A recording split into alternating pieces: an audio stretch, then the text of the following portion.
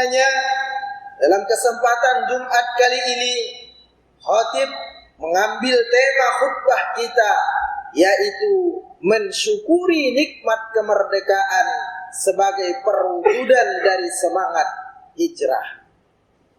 Saudaraku jamaah Jumat yang senantiasa dimuliakan dan dicintai oleh Allah Subhanahu wa taala. Belum berapa lama kita peralihan tahun, pergantian tahun Hijriah yang juga diiringi dengan hari ulang tahun Republik Indonesia yang insya Allah tinggal menghitung hari. 6 hari lagi kita akan sampai memperingati hari ulang tahun kemerdekaan negara Republik Indonesia kita tercinta ini. Namun ada beberapa hal yang perlu kita perhatikan, yang perlu kita waspadai dalam menyikapi perayaan hari ulang tahun kemerdekaan negara kita ini. Karena kalau kita lihat dari berbagai macam lapisan masyarakat kita, terkadang mereka bingung bagaimana caranya untuk mensyukuri nikmat itu. Bahkan tidak jarang kita temukan di masyarakat kita mengisi hari kemerdekaan itu dengan yang hura-hura. Bahkan ada yang tidak sedikit kita lihat yang sampai terjerumus kepada hal-hal yang dimurkai oleh Allah Subhanahu wa taala.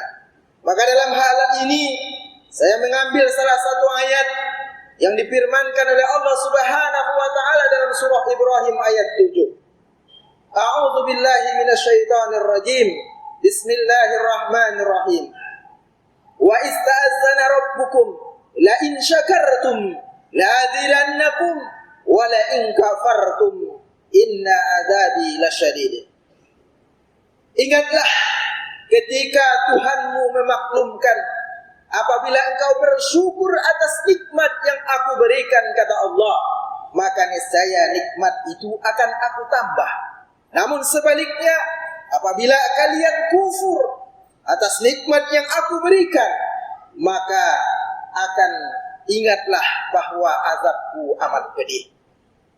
Ma'asyiral muslimin, jamaah Jumat yang Allah muliakan. Maka kalau kita korelasikan antara spirit hijrah, semangat berhijrah dengan mensyukuri kemerdekaan, tentu ada saling keterkaitan antara dua hal ini. Siapakah mereka yang berhijrah? Tentunya hakikat dari hijrah itu adalah hijrah dari segala hal yang dimurkai oleh Allah menuju ketaatan kepada Allah Subhanahu wa taala, atau yang disebut dengan muttaqin. Inilah hakikat hijrah yang sejatinya.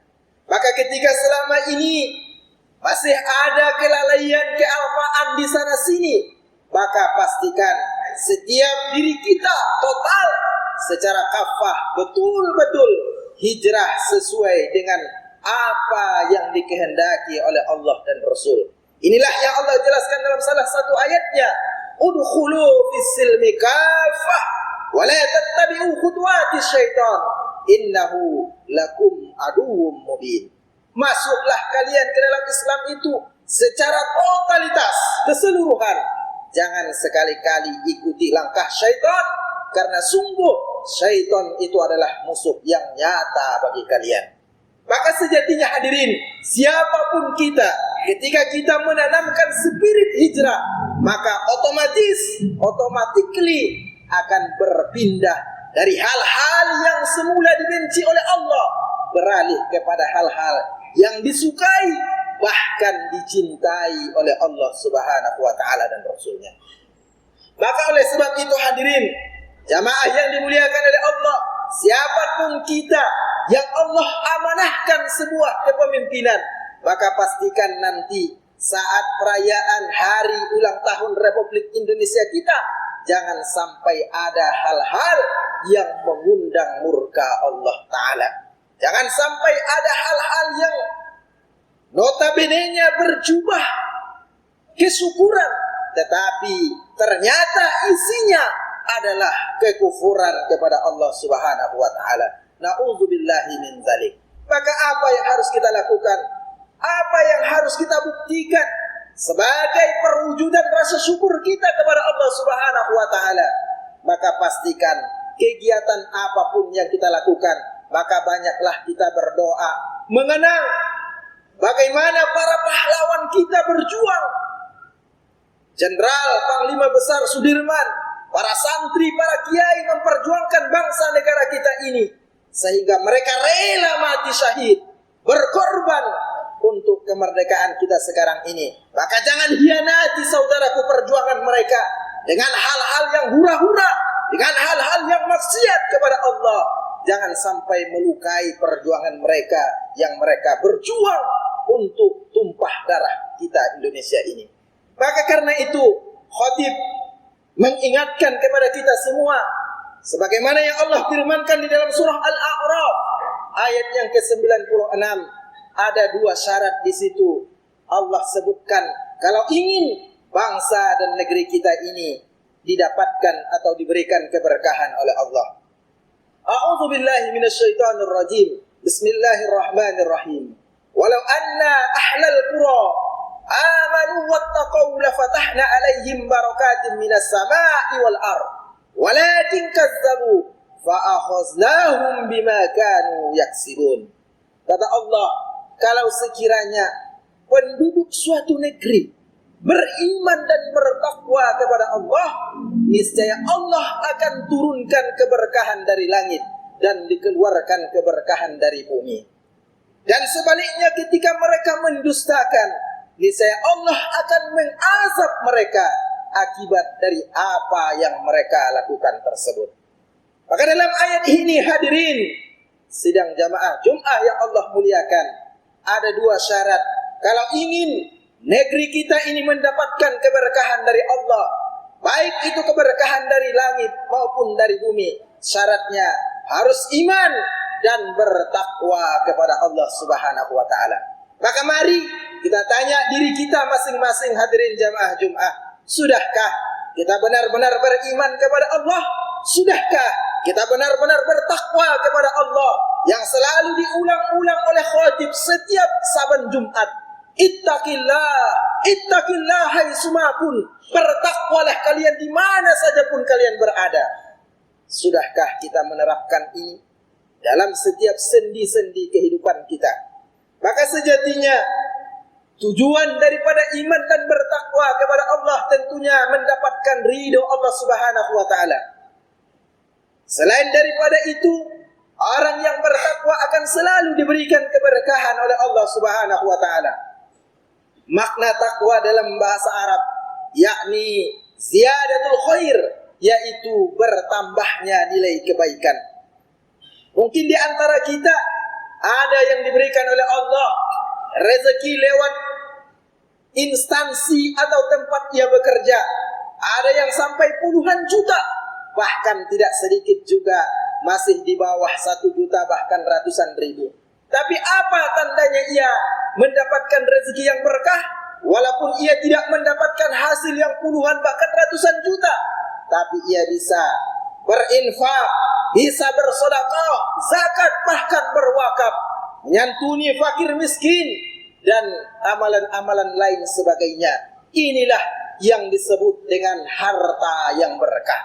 Namun sebaliknya orang yang beratusan juta, nilai yang ia dapatkan dari hasil pekerjaannya, tapi ia buat hura-hura, pesta pora, ke diskotik, sehingga ia sakau, sakit, akhirnya mati dalam keadaan su'ul khotimah. Inilah yang disebut dengan harta yang mendatangkan musibah.